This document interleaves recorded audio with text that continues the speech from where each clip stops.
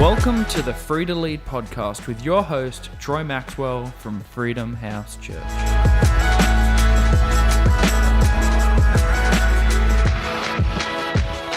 Hey, welcome to another episode of Free to Lead. My name is Troy Maxwell, and I just want to thank you guys for joining in with us today. It's been about a month, and man, I've got an exciting episode to share with you today. I've got my good friend, Pastor Marcus Mecum from Seven Hills Church in Kentucky, Florence, Kentucky, right? That's right. That's right, That's man. right. Right That's next us. to Cincinnati. Yes, sir. Yes, So sir. Marcus and I have been friends for a long time. We're CrossFit buddies. We're pastor buddies. We work out together. We compete against each other in many different ways. 100%.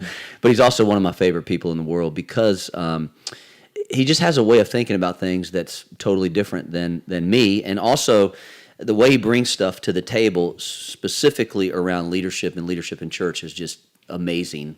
And they have an incredible church. Tell us a little bit about your church. Yeah, we're like you said, we're 10 minutes from downtown Cincinnati, so we consider it's considered the Cincinnati, Ohio Metroplex, but we're on the Kentucky side. I'm about through my 13th year as a pastor there. The first few years I did take over an existing church that was in decline. We had some issues that we had to work through, so the first few years was pretty much us wrapping things up, closing what was there. Right. And then we relaunched Seven Hills this November. So I guess this month, we're in November, huh? Yeah. It was 11 years ago. And Wow. good church, solid church, healthy church, growing. Great leadership. Phenomenal. Yeah, we try to not mess it man. up. Yeah, I love his 100%. team. I honestly, he may not consider me, but I consider a sister church of us. So Yeah, 100%. We Definitely in relationship. we love what they're doing, and we learn so much. And today's going to be amazing because he actually just shared this thought with our staff, and I was like, man, we got to get this recorded because I know it's going to help you. I really feel like it's going to benefit you as a leader. And so no matter what, whether you're in church or whether you're on a church team or whether you're a pastor or even a business person, we want to talk a little bit about the ripple effect of leadership. Why don't you just kind of unpack that just a little bit when you think about ripple effect? Sure. I think it goes back to the old thing we've heard a million times, the rock gets thrown in the pond and then there's the ripple effect. And the concept is, really a lot of times people think that their life is only impacting maybe them or a small segment of people. But just like the proverbial rock in the pond, the rock hits a small area, but the ripples, the concentric circles that work their way out from where the impact was, affect the stability of the whole pond. And so is our life. We have a far-reaching influence many times in what we see or directly what we know, and that's a ripple effect. And the Bible teaches us in Romans 5:17 that Adam, through his sin and disobedience, had a ripple effect, and his life affected the world as we know it. So sickness, pain, all that. Then Jesus showed up.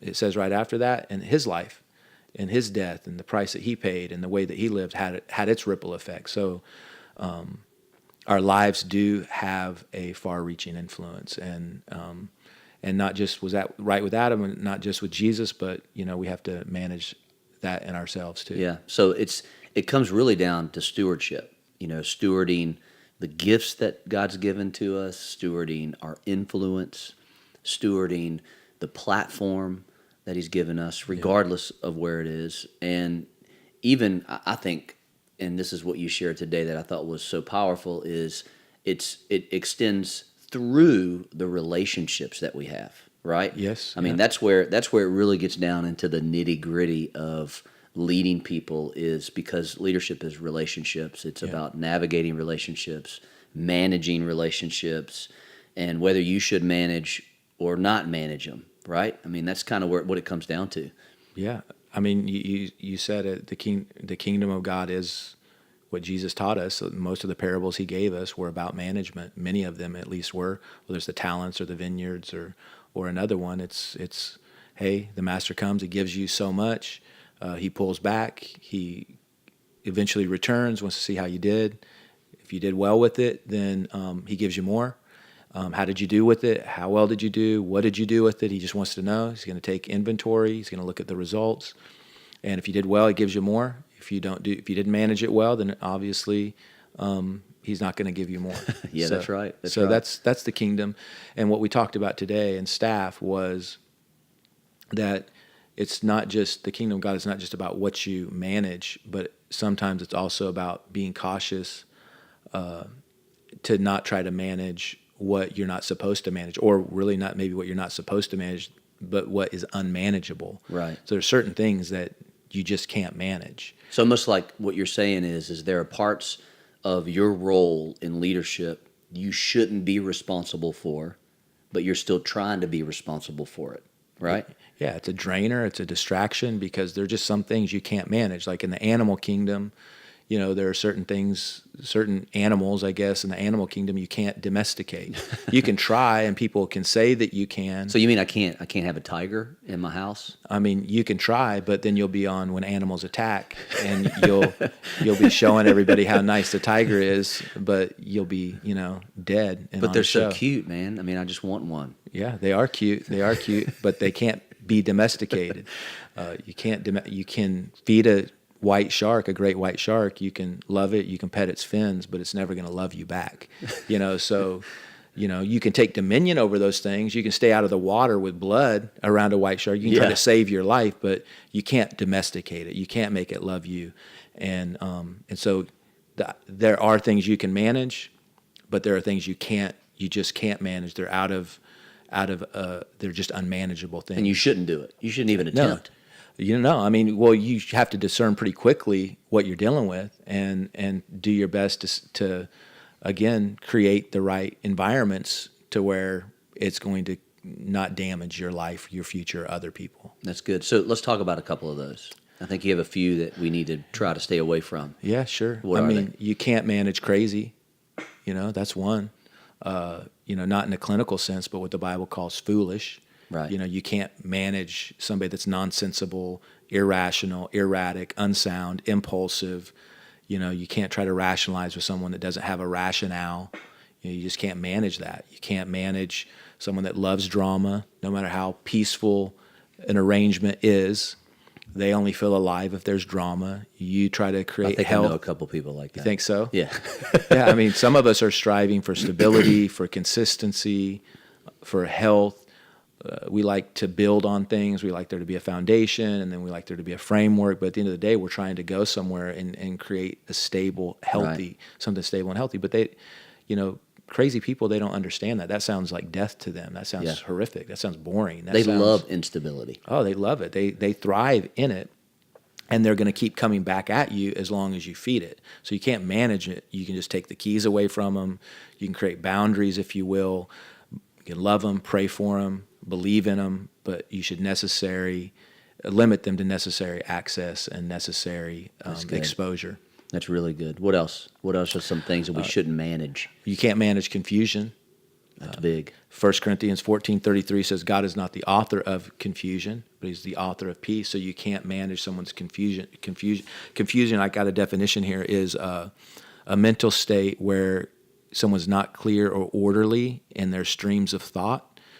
And so someone that's confused, they're usually disturbed in their orientation to life. So for them, they can only function by causing confusion. It's because it's just how they're oriented. So they resist things like structure. They hate instruction. They refuse correction. They despise direction. When you try to give them instruction, for example, like, hey, we should probably do things this way, and this is why. We have some history, we have some experiences here. Best practices would say we should do things like this. They don't understand that. They complicate it. It's like being on the merry-go-round. Yeah. When you're 8 years old, you're just spinning and spinning and spinning, and that's fun when you're 8. But when you're 38, it's merry-go, make me throw up. Yeah, exactly. It's not fun. It's not enjoyable as you age. So confusion is something where people buck procedures. They can't stand protocol. They're always going around people. They misunderstand things. You say something, and they hear you say something other than what you said. Yeah. You try to misconstrue everything. Yeah, you try to revisit it and give them some more facts to maybe help build up what it was that you were trying to say, and then they misunderstand that.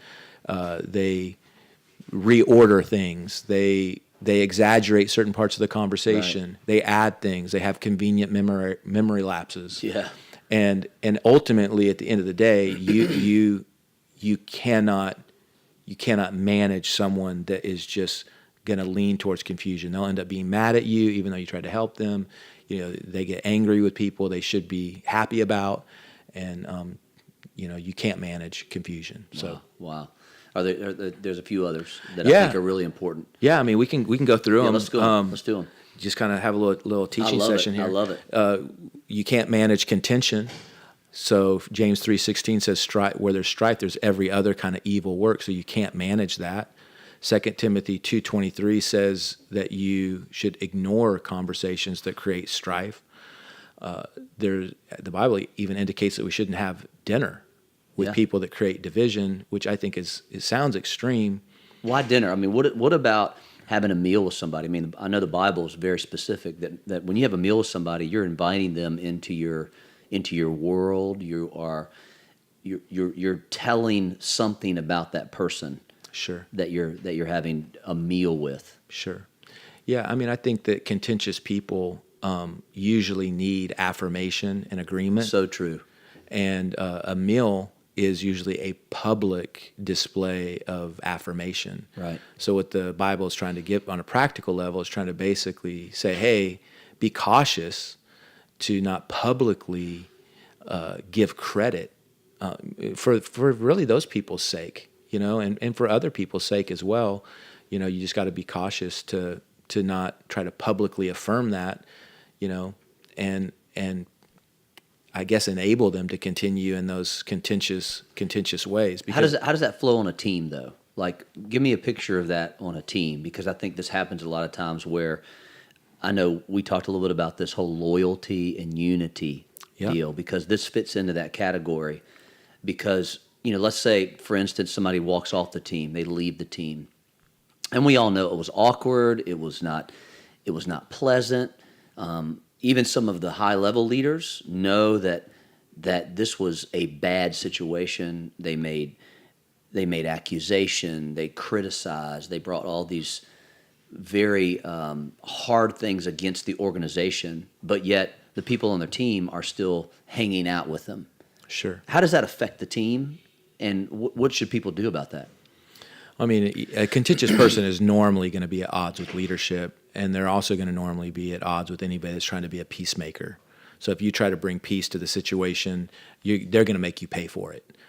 So a lot of times you think that people are going to eventually turn, or you're going to get them to cooperate, or maybe they'll work things out if you talk to them long enough. But you have to know that contentious people, they don't want to work things out. They don't want things to improve. They don't want things to get better. And so we kind of have a saying on our team that unity is more important than loyalty. Unity is more important than loyalty. And for someone that like myself, that I consider myself an extremely loyal person, almost to a fault.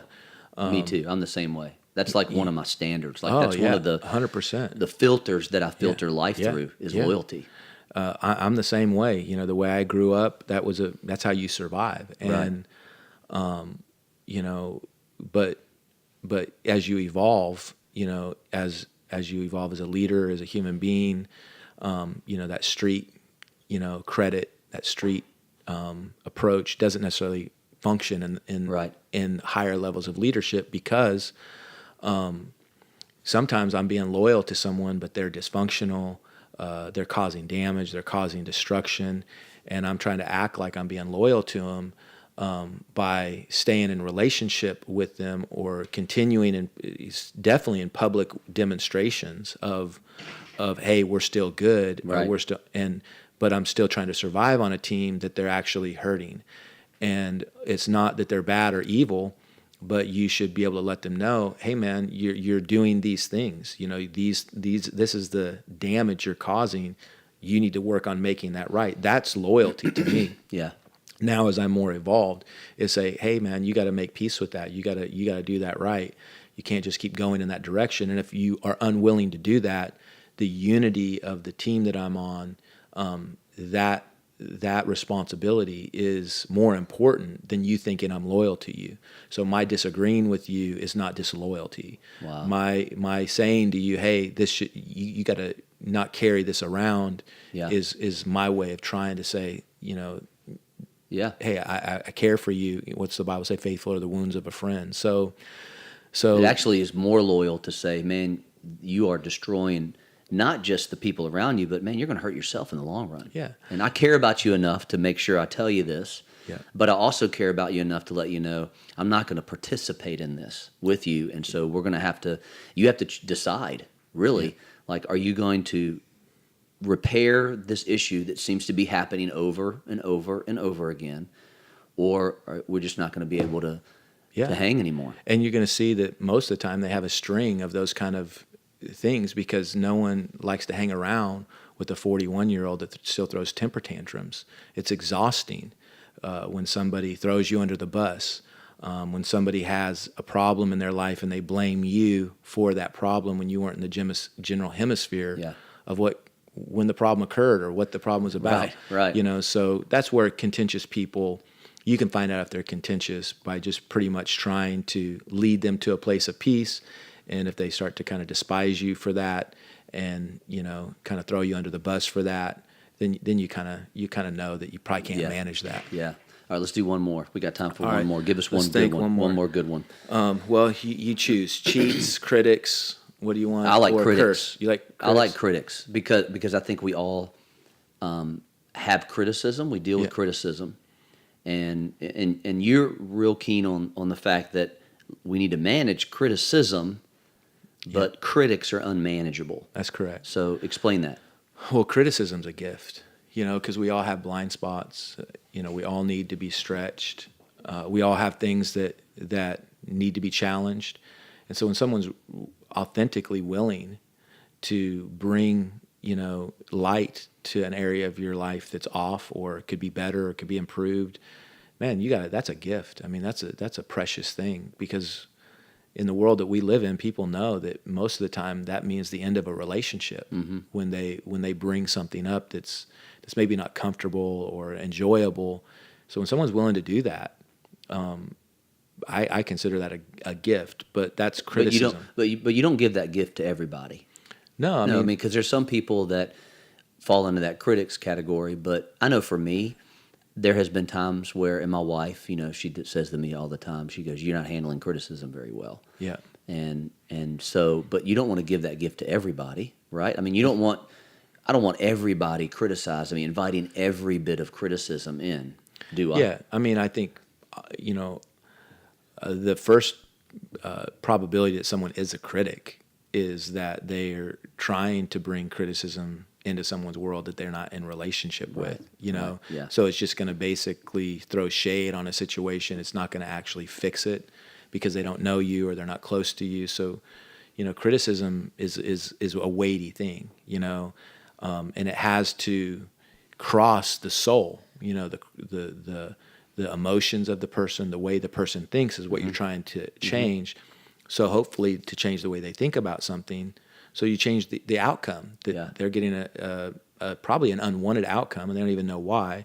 So criticism is like, hey man, I'm gonna challenge the way you think, but that's a weighty thing. It's like trying to send a 10,000-pound truck across a bridge that only has the capacity for 2,000 pounds. It's going to break. Right. So relationship is what creates the bridge to be able to even bring criticism. So for someone that needs to bring correction, and I think for me, have they done the necessary work to let me know that to say a hard thing, they've done the work that lets me know, man, they really love me as much as I'm not enjoying this. Yeah.